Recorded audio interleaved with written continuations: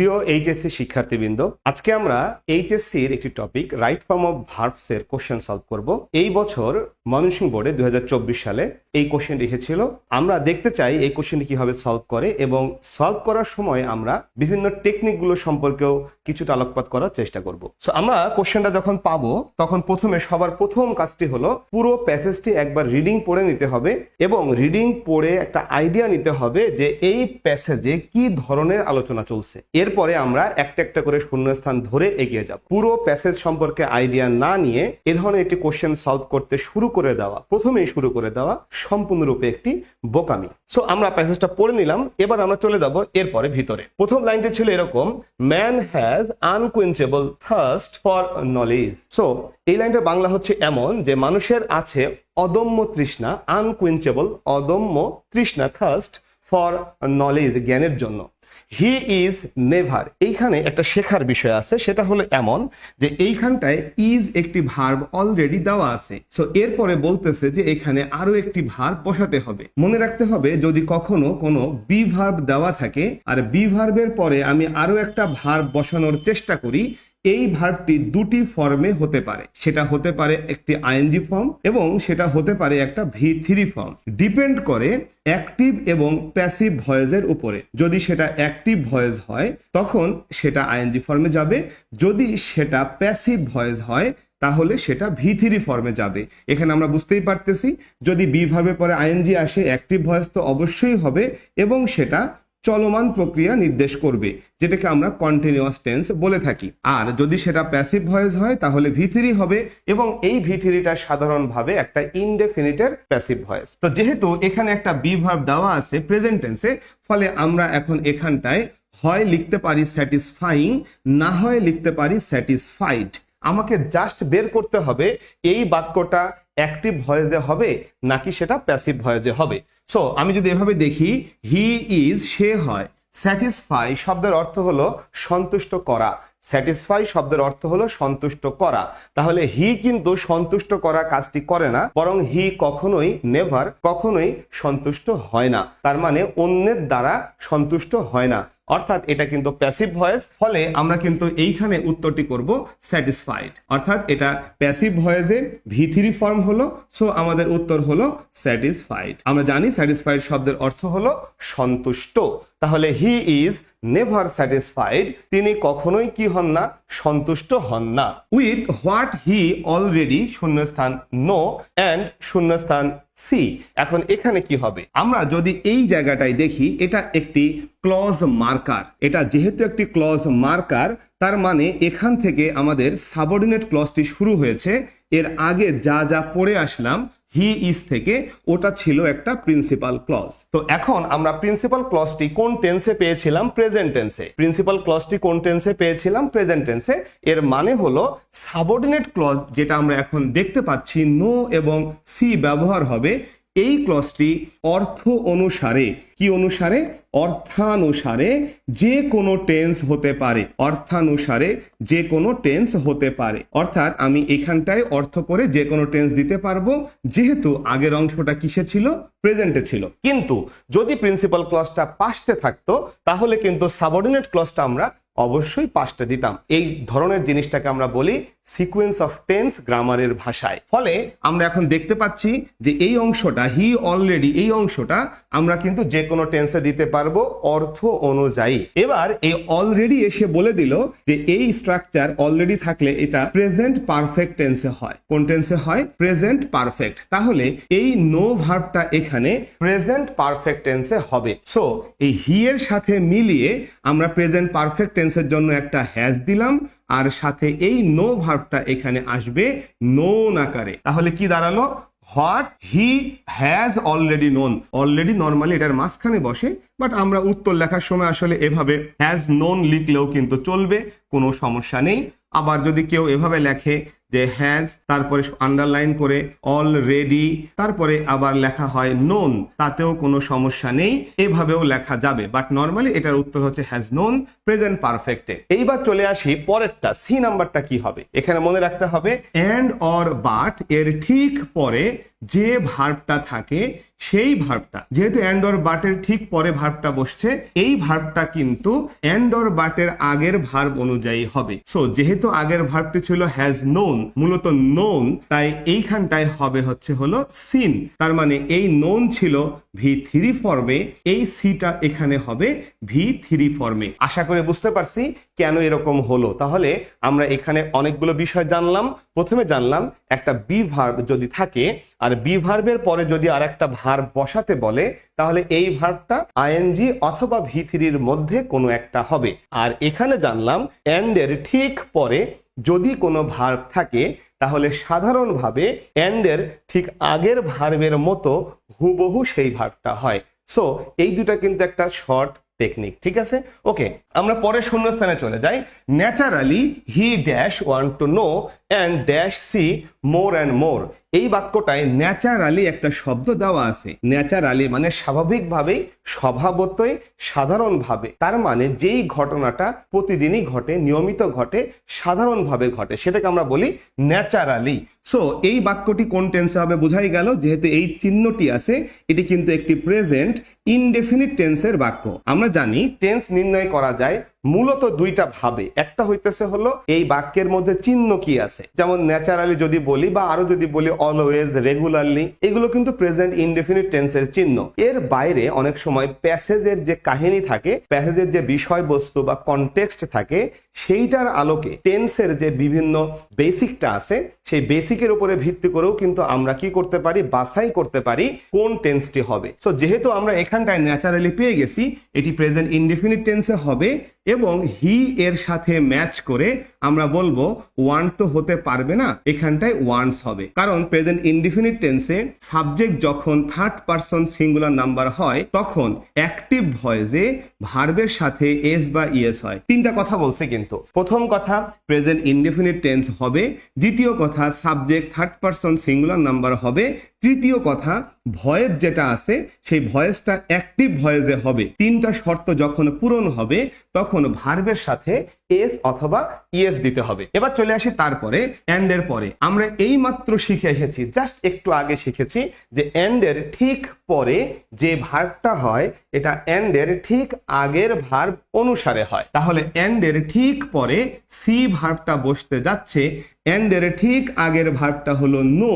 যেহেতু এটি ভার্বের বেস ফর্মে আছে, তাহলে এই সি ভার্বটাও ভার্বের কোন ফর্মে হবে, বেস ফর্মে হবে। আশা করি আমাদের শর্ট টেকনিকগুলো বেশ কিছু জায়গায় কাজে লাগবে বলে আমি বিশ্বাস করি। দেন চলে আসি এরপরে। দিস কিউরিওসিটি ফর শূন্যস্থান নো মোর হ্যাজ শূন্যস্থান ইন্সপায়ার। এখন এখানে যাওয়ার আগে এই রকমের শূন্যস্থান পেলে আমাদের কিন্তু ভাই ঈদ লেগে গেছে। কেন? কারণ আমরা এটা খুবই কমন একটা রুল শিখি, টু ছাড়া যে কোনো প্রিপজিশনের পরে ভার্বের কোন ফর্ম বসে, আইএনজি ফর্ম বসে। আমি আবারও বলতেছি, টু ছাড়া যে কোনো প্রিপজিশনের পরে ভার্বের আইএনজি ফর্ম বসে। তার মানে যেহেতু এটা ফর, তাহলে এই ভার্বটা যখন এখানে বসবে তখন নো এর সাথে আইএনজি যুক্ত হয়ে বসে যাবে। একেবারে সহজ রুল, টু ছাড়া যে কোনো প্রিপজিশনের পরে ভার্বের কোন ফর্ম, আইএনজি ফর্ম। এবার এখানে হ্যাজ দেওয়া আছে। তো আমরা একটু আগে দেখেছিলাম বি ভার্ব থাকলে কি হয়। এখন দেখবো যদি হ্যাভ ভার্ব থাকে, মানে হ্যাভ থাকে অথবা হ্যাজ থাকে অথবা হ্যাড থাকে, এই হ্যাভ হ্যাজ হ্যাড এর পরে যদি আমরা আরো একটা ভার্ব বসাই, এই ভার্ব দুটি ঘটনা ঘটাতে পারে। একটা হচ্ছে সরাসরি V3 আসতে পারে, আর একটা হচ্ছে বিন প্লাস V3 হতে পারে। তার মানে দুটি ঘটনা ঘটতে পারে, একটা হচ্ছে সরাসরি V3 আর একটা হতে পারে বিন প্লাস V3। আমরা জাস্ট খালি দেখবো অ্যাক্টিভ ভয়েস নাকি সেটা প্যাসিভ ভয়েস। যদি অ্যাক্টিভ ভয়েস হয় তাহলে সেটা হবে শুধু V3, আর যদি প্যাসিভ ভয়েস হয় তাহলে বিন প্লাস V3। বোঝাই যাচ্ছে যে শূন্যস্থানের আগে যদি এভাবে হ্যাভ হ্যাজ হ্যাড দেওয়া থাকে তাহলে এই ভার্বটা হয় হবে ইন্সপায়ার্ড অথবা হবে বিন ইন্সপায়ার্ড, হয় হবে শুধু ইন্সপায়ার্ড অথবা হবে বিন ইন্সপায়ার্ড। আমাকে ভাবতে হবে এই সাবজেক্টটা ইন্সপায়ার করা কাজটি করছে কিনা। যদি সাবজেক্ট ইন্সপায়ার করা কাজটি করে তাহলে এটা অ্যাক্টিভ ভয়েস, আমরা শুধু V3 দিব। আর যদি সাবজেক্ট ইন্সপায়ার করা কাজটি না করে তাহলে আমরা দিব বিন ইন্সপায়ার্ড। সো এখানে সাবজেক্ট হচ্ছে দিস কিউরিওসিটি। তাহলে এই যে কিউরিওসিটিটা, এই যে আমাদের আগ্রহ, জানার আগ্রহ, চেনার আগ্রহ, সেই জিনিসটা, তাহলে এই জিনিসটা কি ইন্সপায়ার করে, মানে অনুপ্রেরণা দেয়। কাকে অনুপ্রেরণা দেয়? হিমকে অনুপ্রেরণা দেয়। সো আমরা বুঝতেই পারলাম সাবজেক্ট এখানে কিউরিওসিটি, সেই কিন্তু ইন্সপায়ার করা কাজটি করছে।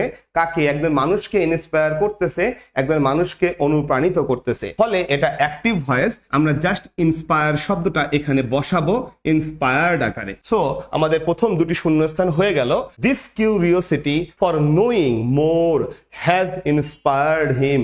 তাকে অনুপ্রাণিত করেছে, তাকে ইন্সপায়ার করেছে। এবার চলে আসি এইখানটায়। সো আমাদের এই বাক্যটার ভিতরে আমাদের ফাইনাইট ভার্ব অলরেডি এসে গেছে। সো যেহেতু ফাইনাইট ভার্ব এসে গেছে, সো এখানে আর ফাইনাইট ভার্ব হতে পারবে না, এখানটায় হবে একটা নন ফাইনাইট ভার্ব। যেহেতু এই বাক্যটি একটি compound sentence, and or but যেটা আছে সেটার আগের অংশে একটা প্রিন্সিপাল ক্লজ, পরের অংশে প্রিন্সিপাল ক্লজ, এভাবে সাজাতে হবে। তাহলে আমরা যদি এর আগের অংশটাই দেখি, এন্ড এর আগের অংশটা, তাহলে এই অংশটা দেখে বুঝতে পারলাম একটি ফাইনাইট ভার্ব এসে গেছে। তাহলে এখানে এটা একটি নন ফাইনাইট ভার্ব হবে। যারা আমার সাথে ক্লাস করেছে তারা জানে যে আমরা যদি দেখতে পাই নন ফাইনাইট ভার্ব হবে, তাহলে প্রথমে আমরা চেক করি এটি ইনফিনিটিভ হবে কিনা। যদি ইনফিনিটিভ না হয় তাহলে আমরা চেক করি এটি আইএনজি হবে কিনা, এবং যদি এই দুইটার কোনোটাই না হয় তখন আমরা ঘোষণা করি এটি V3 হবে অথবা হ্যাভিং প্লাস V3 হবে। কি হবে? Having plus V3। যারা আমার সাথে অফলাইনে সরাসরি ক্লাস করেছে বা রাইট ফর্ম অফ ভার্বস এর অনলাইন ক্লাসে আমার সাথে অংশ নিয়েছে, শুধুমাত্র তারাই জানবে আমরা কোন সিস্টেমে এই সলভটি করি। সো এখন আমরা টেস্ট করে দেখব এই জায়গাটায় ইনফিনিটিভ হওয়ার সুযোগ আছে কিনা। আমি সবাইকে আবারও বলি, ইনফিনিটিভ হওয়ার জন্য দুটি শর্ত আমি শিখাই। একটি শর্ত হচ্ছে উদ্দেশ্য বুঝায় এবং অপর শর্তটি হলো পরে ঘটে। আমি আবারও বলতেছি, প্রথম শর্তটি হলো উদ্দেশ্য বুঝায় আর পরের শর্তটি হলো পরে ঘটে। উদ্দেশ্য বুঝায় কিভাবে, পরে ঘটে এটা বের করি কিভাবে, এই বিষয়টা কিন্তু এখন আজকে আলোচনা করার সুযোগ নেই। আমরা জাস্ট কোশ্চেন সলভ করতেছি। জাস্ট আমি বলে রাখলাম আমাদের এই শর্টকাট টেকনিক দিয়ে আমরা ইনফিনিটিভ কোথায় কোথায় হবে এটার জন্য 20টা 50টা 60টা ওয়ার্ড মুখস্থ না করে, বইয়ে লেখা থাকে অমুক অমুক অমুক অমুক ওয়ার্ডের পরে ইনফিনিটিভ বসে, ওইগুলো সব বাদ দিয়ে আমরা জাস্ট এই দুইটা কথা দিয়েই ইনফিনিটিভ হওয়ার জায়গাগুলো সমাধান করতে পারি। কিভাবে পারি এটা জানতে হলে কিন্তু আমার সাথে অফলাইনে বা অনলাইনে কানেক্টেড থাকতে হবে। ঠিক আছে? ওকে,